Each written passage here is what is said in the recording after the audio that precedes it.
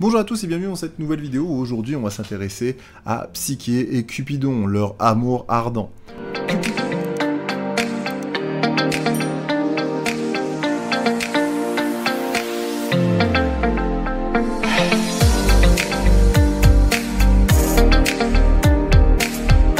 Cupidon, héros en grec, est le dieu de l'amour, c'est le fils de Vénus, Aphrodite, et de Mars, Arès. Ses attributs sont l'arc, le carquois, les flèches d'or et de plomb, ainsi que ses ailes. Psyché, ou l'âme, est une princesse mortelle d'une grande beauté qui deviendra une déesse.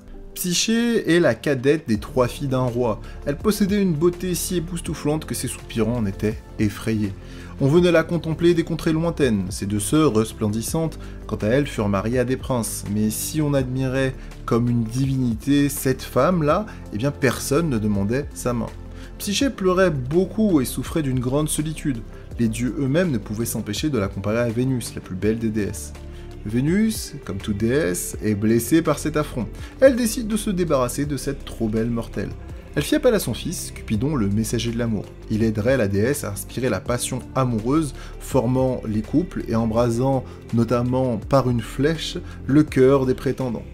Vénus lui demanda d'inspirer à Psyché un amour fou pour le plus laid et le plus méprisable des mortels. Mais voyant Psyché endormie, Cupidon ébloui trébucha et se blessa avec l'une de ses flèches d'or et tomba follement amoureuse de cette dernière. Le roi, quant à lui, devant la tristesse de sa fille, alla consulter un oracle qui lui dit que pour épargner à son peuple de grands malheurs, il devait abandonner Psyché au sommet d'une colline où son époux, un monstre, viendrait la chercher. Ainsi fut-il fait, Psyché fut alors emportée dans les airs par Zéphyr, le dieu du vent, et déposée dans un superbe palais. Elle y trouva un festin servi par des créatures invisibles. Le soir, elle gagna sa chambre et s'endormit.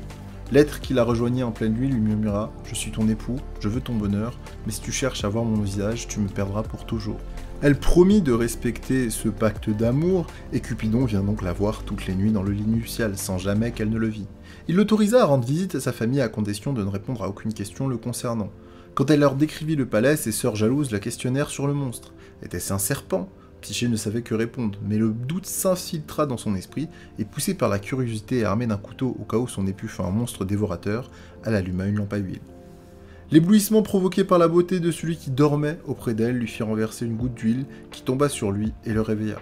Cupidon lui révéla qu'il était l'amour et que l'amour ne pouvait vivre sans confiance, puis il disparut. Psyché désespérée se jeta dans la rivière, mais des flots la rejetèrent sur la berge. Pan la convainquit de lutter pour retrouver Cupidon. Elle alla de temple en temple, suppléa les dieux. Vénus, qui séquestrait Cupidon, la fit venir et lui infligea comme épreuve de trier des grains, ce qu'elle réussit grâce aux fourmis, ainsi que de récupérer de la laine d'or de brebis enragées. Un roseau lui indiqua comment secouer les branches où s'accrochait les touffes. Vénus exigea encore, une fois, une fiole d'eau du Styx, qui, l'aigle de Zeus, est bien rempli pour Psyché.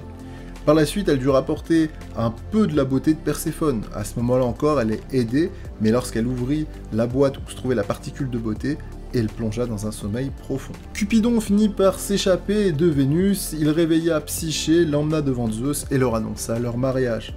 Il invita Psyché à consommer de l'ambroisie, la dota d'ailes de papillon, ainsi que de l'immortalité. Amour et âme réunis pour l'éternité, ils eurent une seule et unique fille, Volupté.